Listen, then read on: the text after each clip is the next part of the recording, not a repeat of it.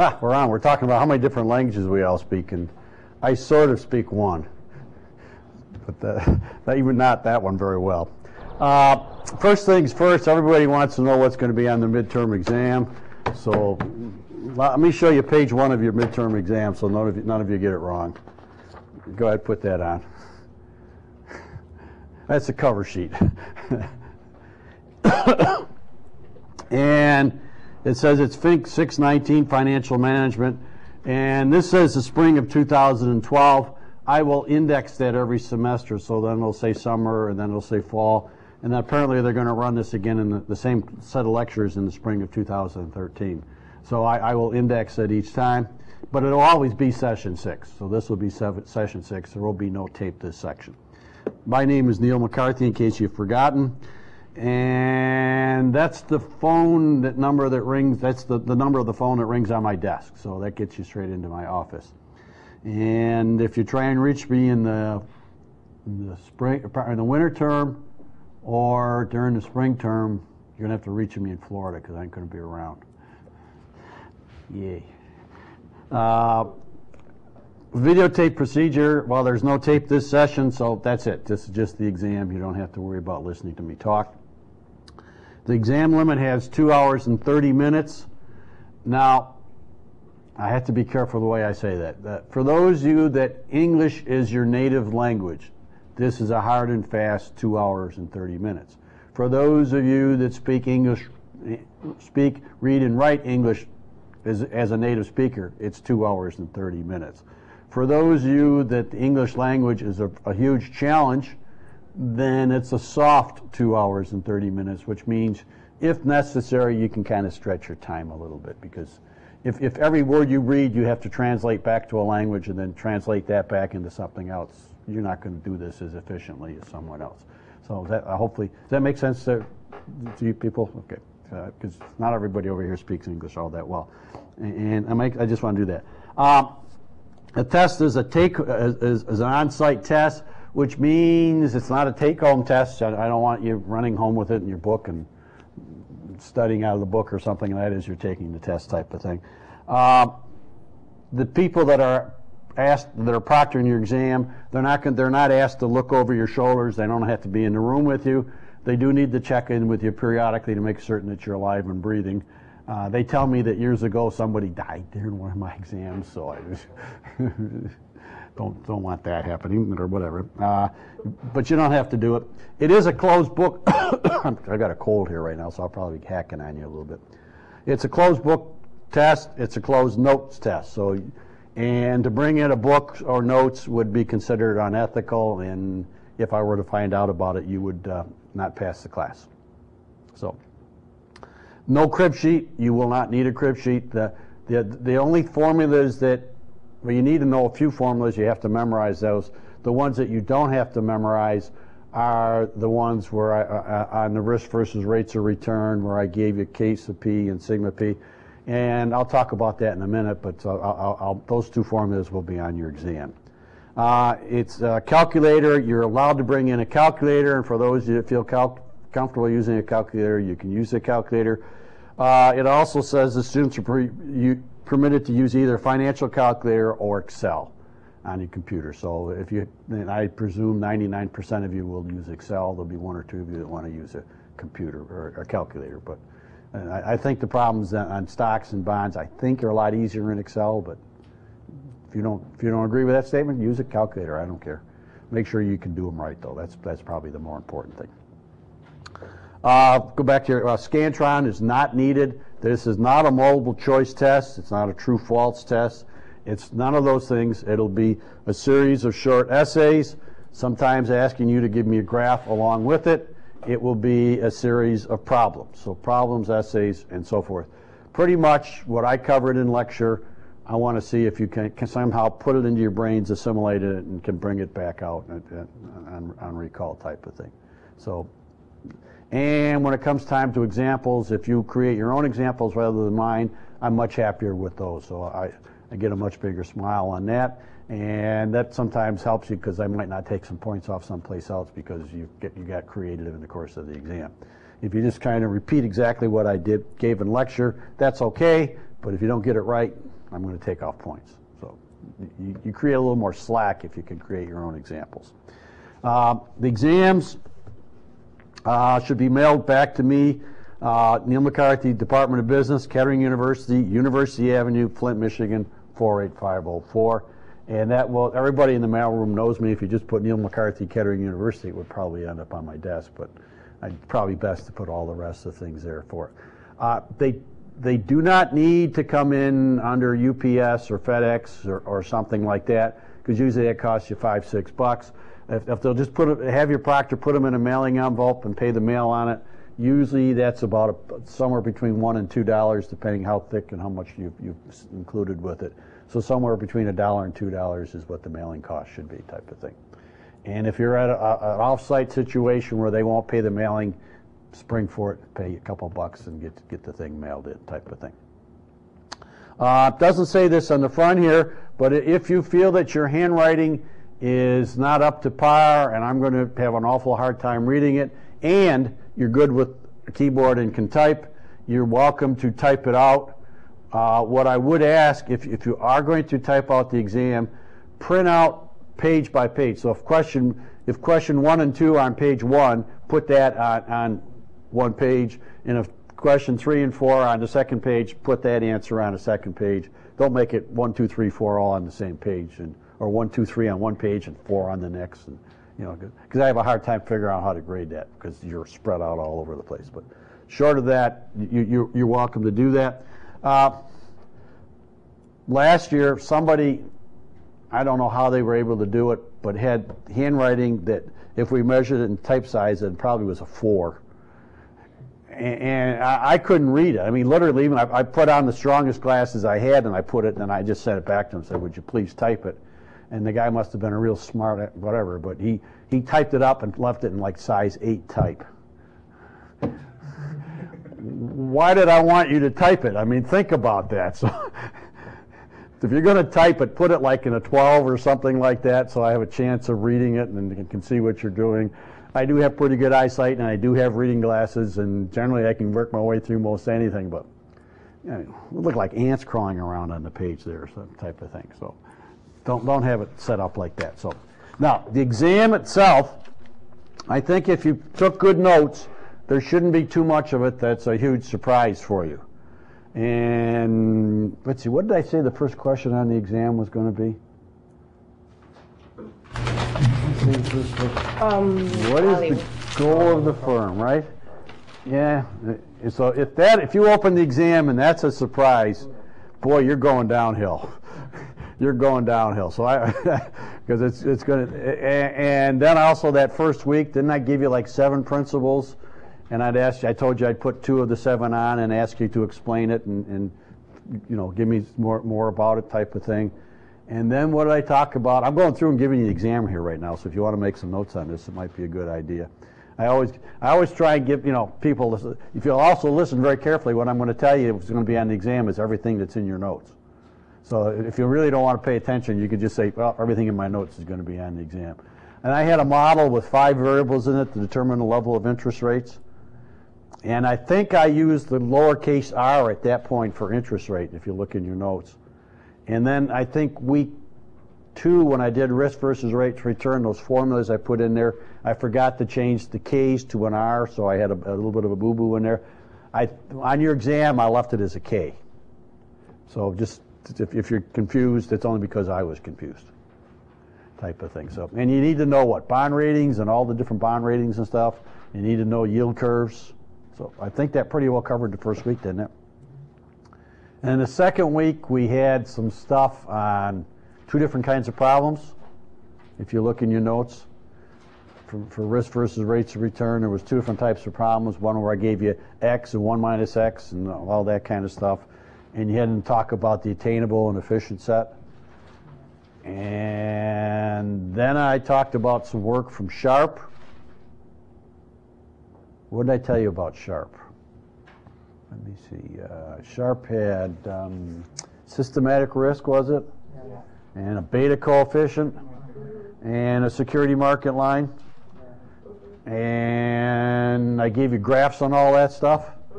And then I gave you a problem. and you had to know the security market line to work your way through there, and whether the line shifts up or down or it pivots, and be able to graph the security market line and all those kinds of things. So that would take care of the first 2 weeks. And then the third week was what, bonds?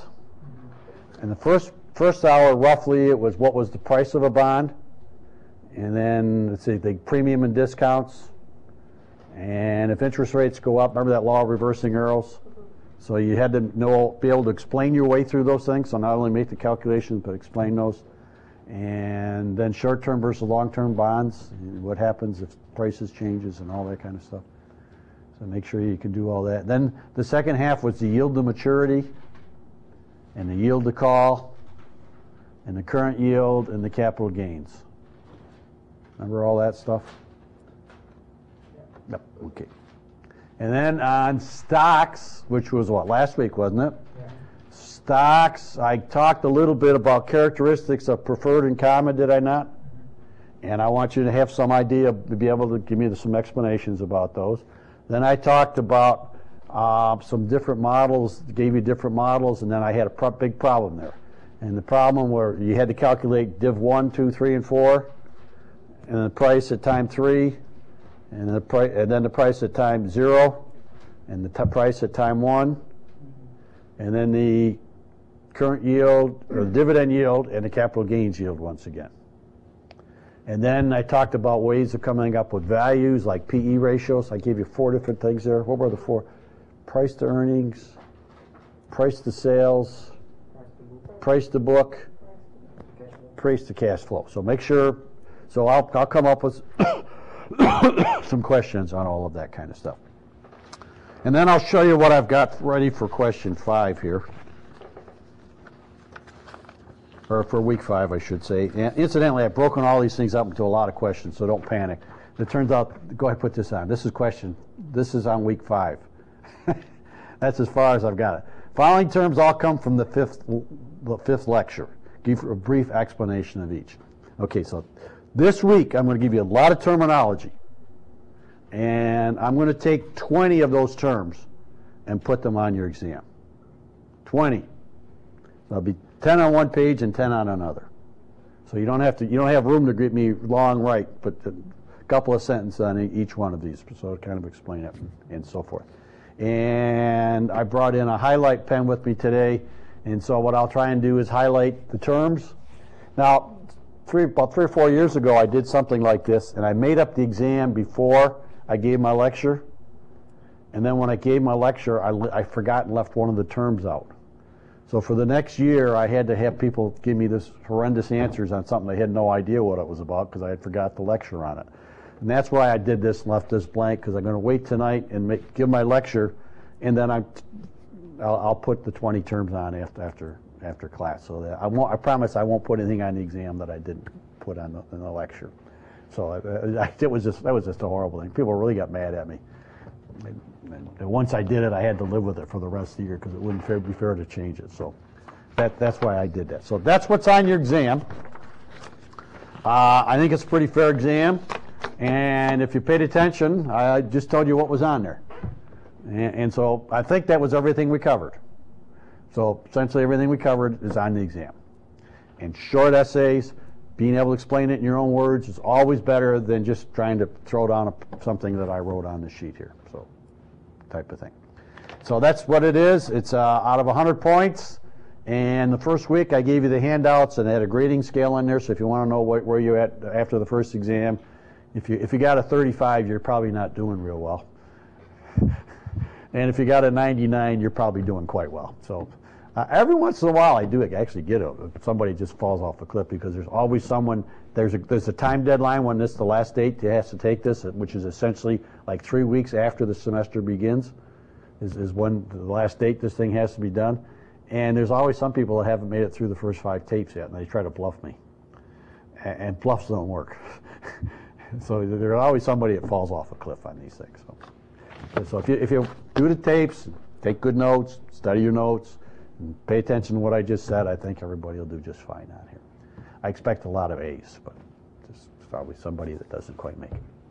Okay, what I want to do next is I want to take a problem from last week And just one more time, go through that. I like to always repeat the 1 week what I did a little bit the previous week. And I want to pick a stock problem. And the one I picked before class was problem number 4. So let's take a look at problem number 4. And problem number 4 says the computer chip companies experience a period of rapid growth. Earnings and dividends expect to grow at a rate of 10% during the next 2 years. So year 1 and 2, it's 10% growth. Somebody once read that as 10% for the 2 years, so they get it for 5% per year, but I don't think that's grammatically correct. I think so 10% each year. And the third year, it's 15%, and then a constant rate of 6% thereafter. The initial dividend, the firm's last dividend was $1. And the required rate of return is 12%. And then I said, calculate the value of the stock today. Now that was a mistake because there were significant numbers of people that didn't know how to approach that problem. So what I have done ever since then is instead of making part A, compute the value of the stock today, I always say part A, find the next 4 dividends. Then part B is find the price of the stock at the end of year 3. And then part C is what's the price of the stock today. So I've broken it up into 3 parts and tried to take you by the hand and walk you through what you need to do on there. So on this one, let's figure out, first of all, div 0. Div 0 is the dividend we already received. It's the most recent dividend, and this one was $1. This dividend is expected to grow, it was a 10%, wasn't it? 10%, so you take the $1 and multiply it by 1.10, and the 0.10 is the 10%. And I can do that in my head. I can only do the first couple of years, but I can do the second year too. Div 2 is this $1.10, and it's still growing at 10%. So that's $1.21. Now I'm in trouble. I'm trying to do any more math in my head. I got cheating luck. Div 3 would be the $1.21, and then what are we growing at? Excuse me, 15%, right? 1.15. And I wrote that at 13915. If you wanted to round that off to $1.39, your answer will be a penny or 2 different than mine, but that's fine. I'm not going to get excited. And then div 4, without rounding, 13915 times, what are we, constant growth here now is at 6%, is it? So it's 1.06. And I have an answer for that too, is 147.47499. And I don't think I did any rounding with that. I think that's carrying all the digits out there. But I could be wrong. I don't remember for sure. That will be part A. So it's not part A on here, but that's part A on your exam.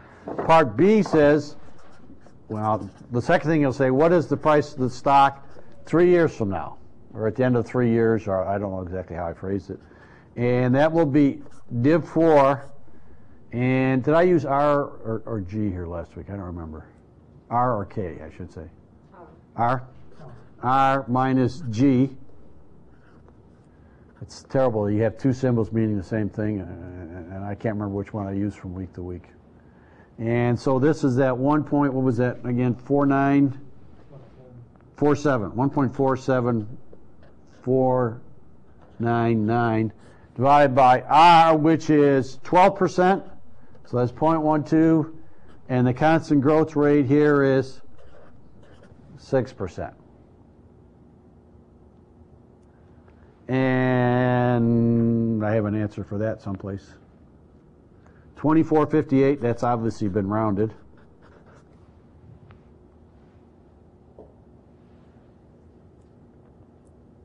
I don't think that works out exactly 2458, but close enough. So if you want to keep it round to the nearest penny, I'm good with that. And then we want to know what the stock is worth today. And this is where it gets a little messy for some people. The way we do that is write down 5 variables. So present value, future value. Now we want present value today. So I'm going to put a 0 there. And the next part I'm going to put a PV1 in there. So just to differentiate between the two. Future value, the payment, the number of periods, and the rate. And it's best to do the number of periods first.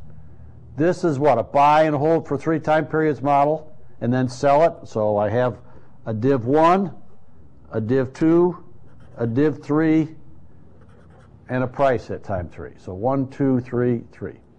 The rate here is what, 12%? And I'm just going to draw an arrow across there. The payment is 0, and that goes all the way across. Future values, that's going to be the dividends. So what was that, $1.10 the first one? $1.10, $1.21, $1.39.15, and then the 24.58. Let me just put a line below that just so you can kind of lock this in. This was what, div 1? This div 2? This was div 3 and PV 3. Sorry, so I think I got all those in there. So if you're having trouble remembering where those values came from. And what did I get? I got 98 cents, 96 cents. Can't read my own handwriting. 99 cents and 17.50. We want to then sum those 4 values up. Sum up those 4 variables, I guess is better English. And that came out to 20.44, is that right? And is that the answer I had on the sheet? Yeah, 20.44.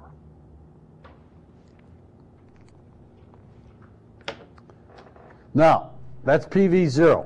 What if we want PV1? I'm going to do it a little short. What we're doing is we got rid of that one,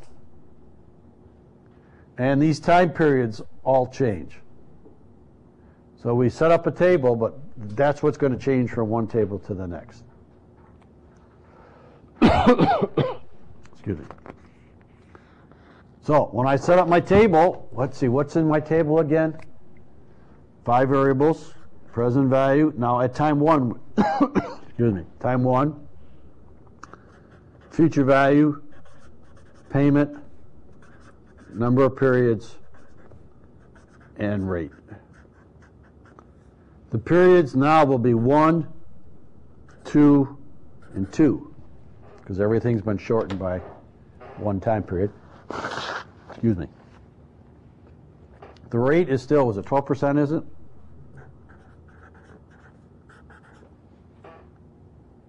The payment is 0.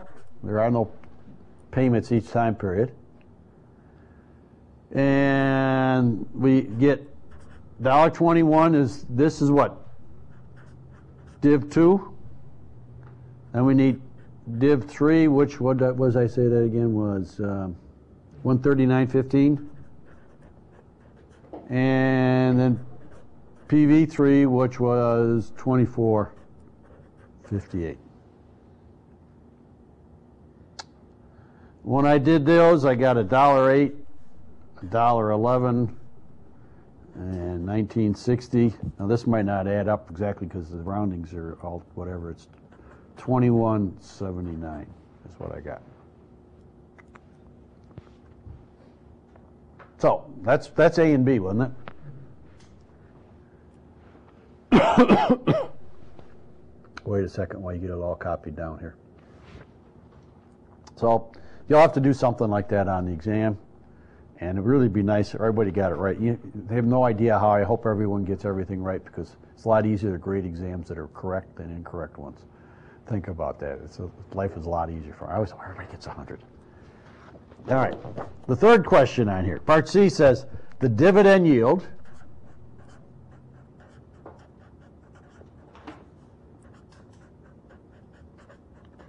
and that will be, this is for year 1 or the current year. So this will be div 1 over PV 0.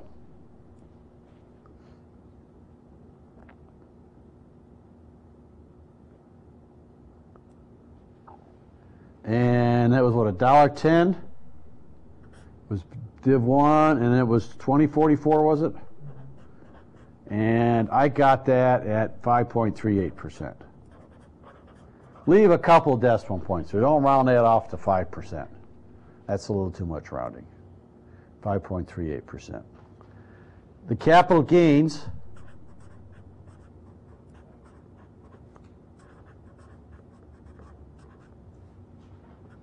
is the total minus the dividend yield.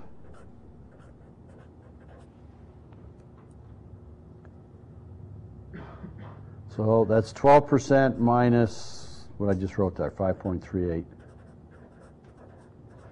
And that's going to be 6.62%.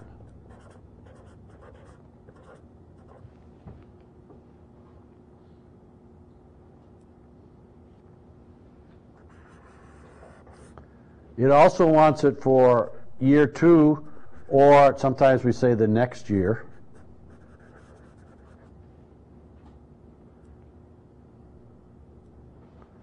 And now the dividend yield will be div 2, the dividend I get that year, divided by the price at the beginning of the year. Notice everything's indexed out one time period. And what did I get there? $1.21 over the price of $21.77. That came out a lot of 5s.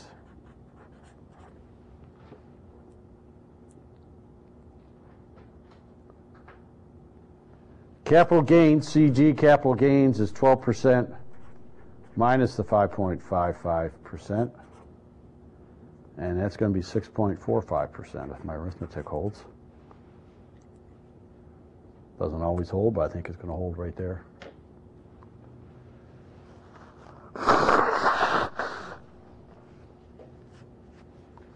So I'll have some kind of problem like that on your exam. Never know what it's going to be exactly, but it'll be something like that. Excuse me.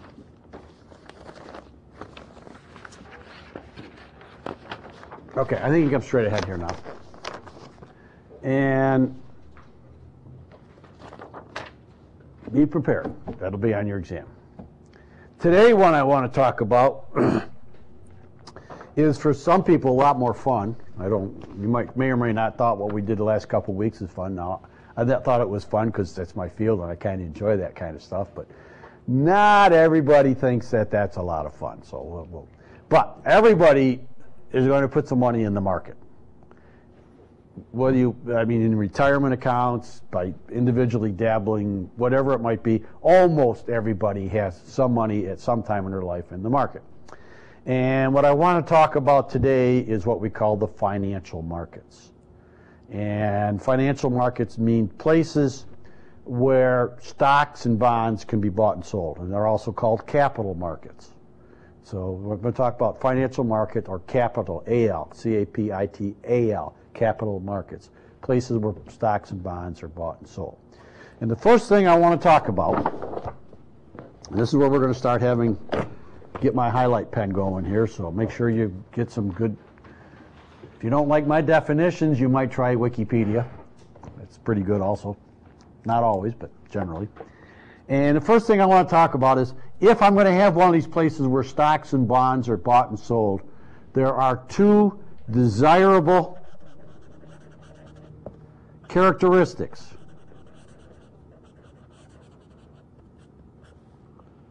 of financial markets.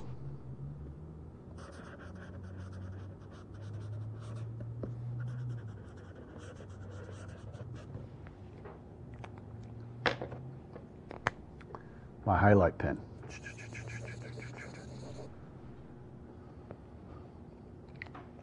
I'll wear this thing out tonight.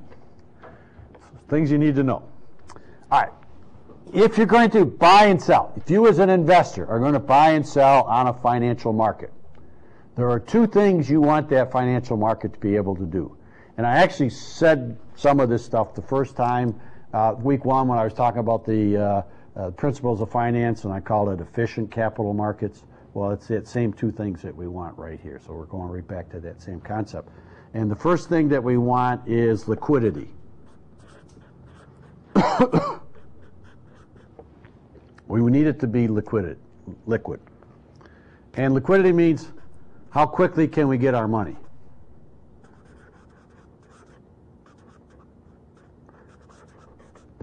How quickly, I can't even spell, can we get our money?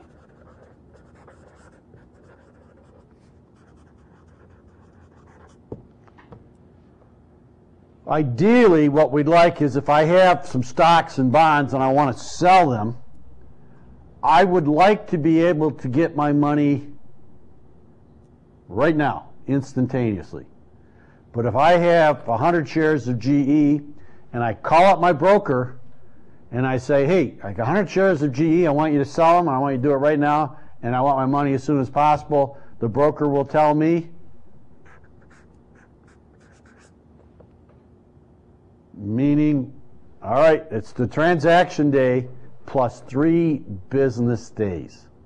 The transaction day plus 3 business days. Today is a Wednesday.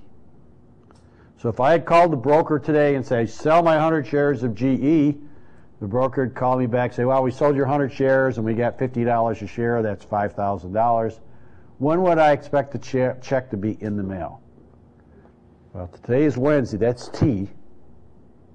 And then it's Thursday is 1, Friday is 2, not Saturday, not Sunday, but Monday.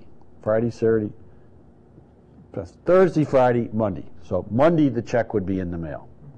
Or I could go to the broker and pick up the check if I wanted to make the arrangement. So I could say to the broker, well, have my check ready for me on Monday. And the check would be ready for me on Monday.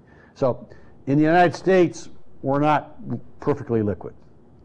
Ideally, we'd get that, I'd call up the broker, say I want to sell 100 shares. He'd say, come on over and pick up your check. Or even better yet, he'd say, I just deposited the money in your checking account. And that would be ideal. But we're not there. And I'll explain a little bit why that T plus 3 in a few minutes when I get into some other things. But right now it's 3 business days. So remember that. The second characteristic we want is efficiency.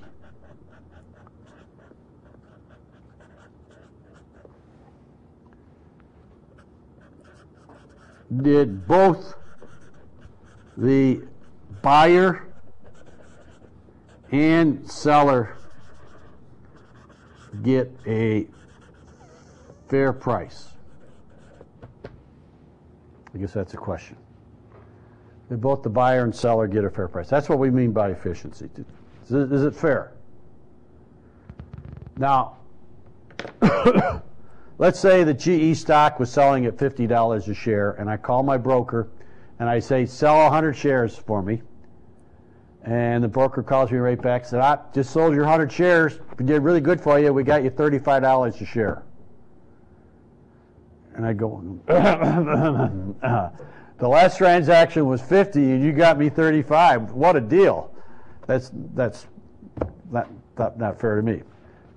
A couple minutes later, so forget that one. So a couple minutes later, he calls me back and he says, we got you $75 a share.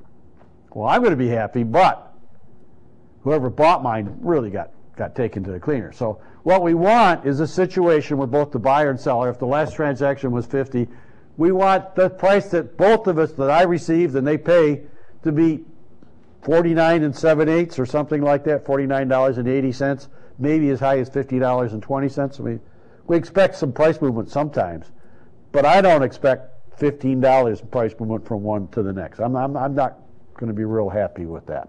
So would both the buyer and seller get a fair price? I'm delighted if they overpay. I'm really unhappy if I under-received or I got too low a price. So we want it to be efficient markets, both buyer and sellers got a fair price. As an example of one that may or may not be efficient, and I'm not trying to throw bricks at anybody, but when Neil McCarthy goes in to buy a car, and I go to my local dealership and I want to buy a car, does every person that comes out of that, buys a car that month from that dealer, pay the same price, exact same price that I did for that same exact car? And the answer is no. Some people are much better negotiators than I am, and some people are much, hopefully, worse negotiators than I am. So the price that we pay could be maybe $1,000 or $2,000 difference between the highest and the lowest price where we paid. And that's not an efficient market. And I'm not trying to throw bricks at car dealers right now because they're trying to make a buck and all that kind of stuff. But buying and selling of cars, buying and selling of houses, especially a pre-owned house, one that someone else has already lived in, it's just not fair markets. They're not efficient markets. We really don't know if we got a fair price or not. We really don't know if we got a fair price or not. And we want it to be. So capital markets, the goal is to get it done quickly, and both the buyer and seller get a fair price. That's it. If we've done that, we've run a really good market. And they're not always the case. And when they're not the case, then people get hurt. Now, market efficiency, I'm not going to write here for a second, but market efficiency has been around for a while. And I want to talk a little bit about what I call the history of market efficiency. So I always like historical perspectives. My hobby is to read history. I never read fiction. I always read nonfiction. I want to read the real history behind it. In this one, there's some history. So the history of efficient markets.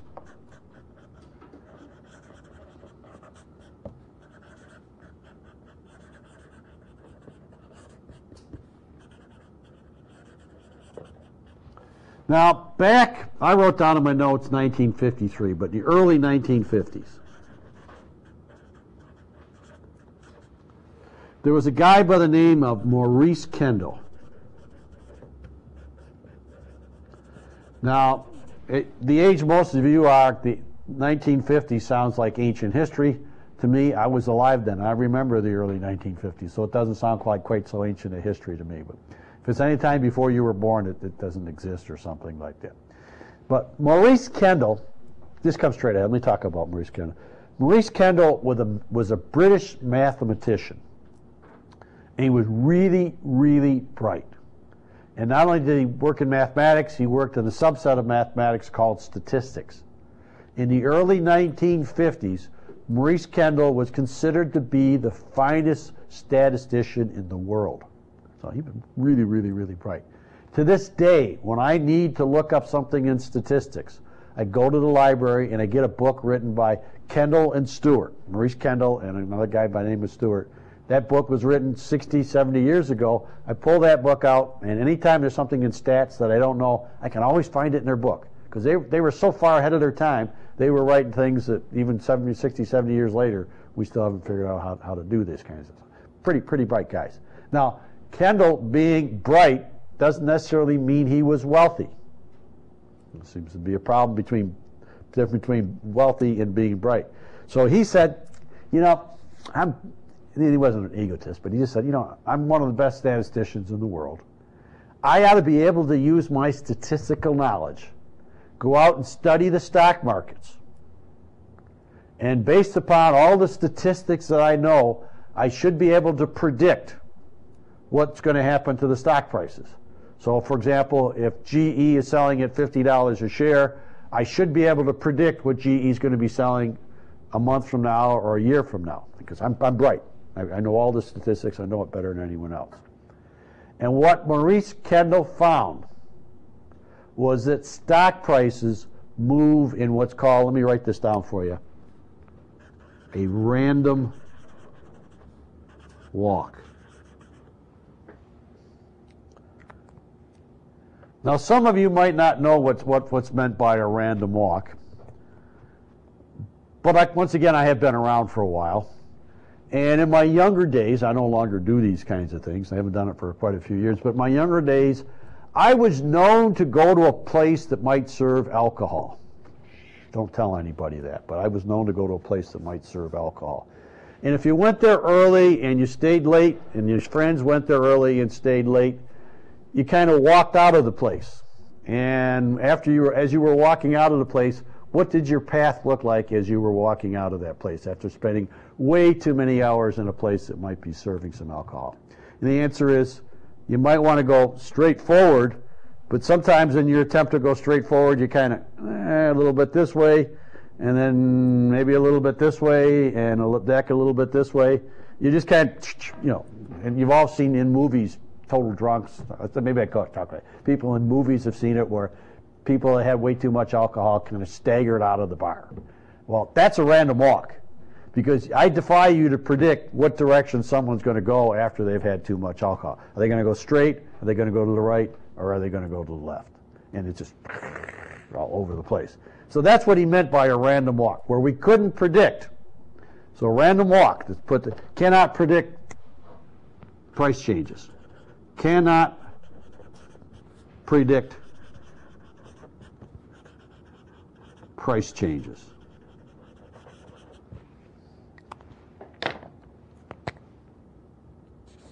Random walk. Get my pen out of here again. So, so what did that mean in terms of Kendall? He was still the brightest statistician in the world, but he still wasn't very rich. Because after all his analysis, he basically threw up his hand and says, you can't figure out what's going to happen to stock prices, just give up and go for a ride. And people said, oh, well, if that's what Kendall tells us, we're kind of going with it. Now, random walk is, even if you never, excuse me, if you never studied finance, but if I told you that stock prices move with a random walk, if you knew the English language and you knew human behavior, you probably have a pretty good idea what I meant by the random walk hypothesis. Now, people that studied this stuff, that was too easy. So, because I mean, you can't teach finance and talk about a random walk hypothesis where everybody knows what's going on. So, back in the 1970s, so about 20 years later, a guy by the name of Harry Roberts, he came along and said, you know, random walk is just too easy. We got to create a fancier name for it that'll confuse the daylights out of everybody, so that we in finance, who are pretty smart, they're going to have to hire us to explain to us what's meant by this. So okay, I don't know if he thought that way or not, but essentially that's the net result of the whole thing. So instead of calling it the random walk anymore, in finance, we call it the efficient market hypothesis.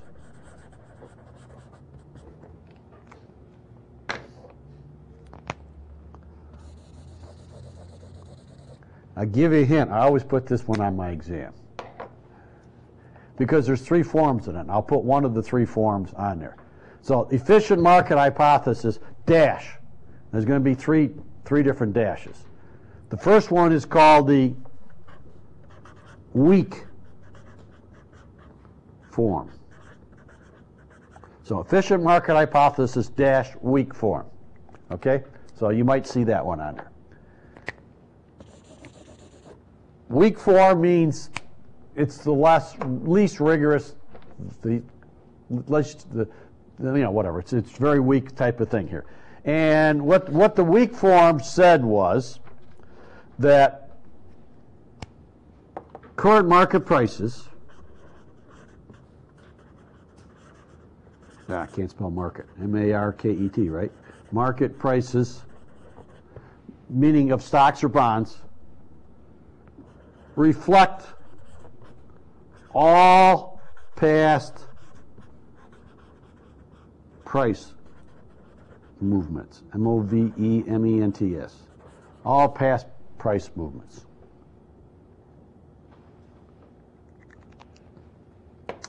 Let me kind of explain to you what's going on here. Current market prices reflect all past price movements. Back in the early 1960s, when I was this bright young recent high school graduate working for a division of General Motors, one time I'm working out in the tool room in this division of General Motors. This guy with gnarled old hands and grease all over him puts his arm around him. He says, son, I'm going to explain to you how to make money in the stock market. Now, I was probably 18 years old, but I'm going, I don't think I'm going to like what I'm going to hear here. But he's going to explain to me everything that one needs to know about the stock market. Now, I'm working for General Motors back in the 1960s, and maybe you don't understand the history, but General Motors was at that time the largest corporation in the world. It was doing phenomenally well. There wasn't any Toyota, there wasn't any Kia, there wasn't any of these other kinds of things. Cars were essentially made by about 60% of the world output was made by GM at that time. It just dominated the world market. And he said, Neil, he says, every fall, GM comes out with a whole new series of models in September. But then October, November, December, January comes along. The weather is bad. The weather is cold. And we've got holidays. We have Halloween, we have Thanksgiving, we have Christmas, we have New Year's holidays. We got all these holidays.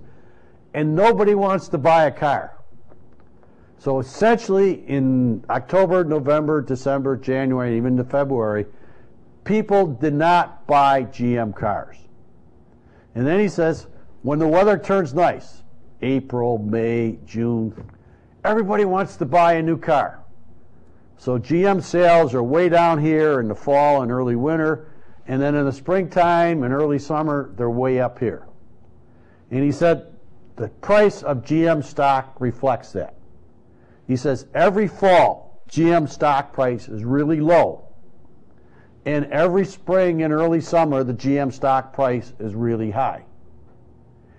If that's true, is there a possibility for you to make some money? Well, if you don't know how to make money knowing that, you're never going to make money on the stock market. How do you make money on the stock market? Buy low, sell high. If the stock price is low every fall, he said, buy GM stock every fall. Then hold it for about 6 months and sell it in the springtime when the stock price is really high. He says, you'll be rich before you're 30. Buy GM stock in the fall, sell GM stock in April or May or something like that, and you'll be rich, fabulously wealthy. And I'm going, something doesn't sound right here. Now, I'm a poor engineering student. I don't know anything about the concept of efficient markets. None of that makes any. I'm going, that can't be right. That's too simplistic. All right, go back to the overhead. Current market prices reflect all past price movements. What does that mean? It means if that were true, where the price of GM stock was low every fall and high every spring, what would intelligent investors like you do? You'd buy it every fall and you sell it every spring. But if there's enough intelligent investors like you in the marketplace, what will happen to the price of the stock in the fall when you're all trying to buy it? It'll go way up. And in the springtime, when you're all trying to sell it, it'll go way down. So you'll end up buying it when it's high and selling it when it's low. And then someone will figure that out, and so there'll be another set of people, and they'll cancel it out. And that's what the weak form says. If there's any pattern to stock prices, people will figure them out, and the pattern will disappear. So if there's any time pattern, people will figure out that time pattern, and the pattern will disappear. That's what's meant by the weak form. Now, does Neil McCarthy personally believe this? In other words, you can't make money by buying in the fall and selling in the spring. It just won't work. People will figure it out, and there'll be enough action, it'll cancel it all out. I'm a great believer in the weak form of the efficient market hypothesis. You might not be, and that's fine. I'm not going to be offended by it. Personally, I believe that that's true. I don't think there's anything out there. Now, there are a significant portion of the investing public that does not believe that. And what they try to do, people that don't believe in the weak form, they say, why don't we chart stock prices over time? And we'll look for patterns in the stock prices. And the people that do this are known as chartists.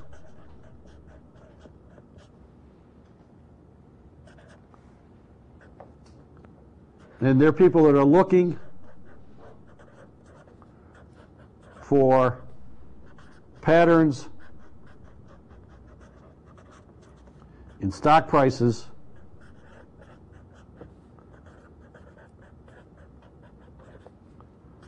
over time. Chartists. They're a significant portion. Every major brokerage firm hires chartists. So I mean, there's a lot of them out there. I believe it's all a bunch of hooey, but that's me. But there are some people that believe in this, and every major brokerage firm has some chartists. Now, there's no limit as to how you can chart stock prices over time. But I want to show you the most common chart that they use. This is by far the most common chart.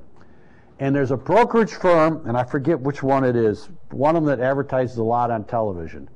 And they advertise all these tools that you can get to examine what stock prices are going to be. And they throw you a bunch of different things. But one of them is this charting technique that I'm going to show you here right now. And the charting technique is known, I want to highlight that, chartists. The charting technique is known as a candlestick chart.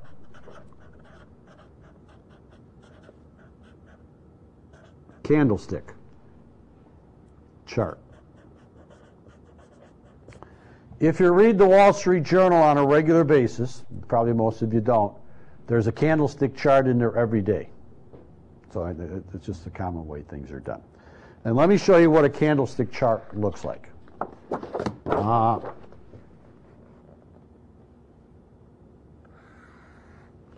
We're going to make a chart over time.